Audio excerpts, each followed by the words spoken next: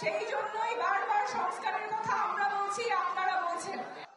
NCP ও বৈষম্য বিরোধীদের নামে চাঁদাবাজি চলবে না বলে হুঁশিয়ারি দেন আহ্বায়ক নাহিদ ইসলাম। গণঅভ্যুত্থানের পরে এই ব্যানারকে কলুষিত করতে বিভিন্ন দল, বিভিন্ন পক্ষ ষড়যন্ত্র করেছে। বিভিন্ন অনুপ্রবেশকারীরা এই বৈষম্য বিরোধীর ব্যানারে ঢুকে চাঁদাবাজির আশ্রয় নিয়েছে।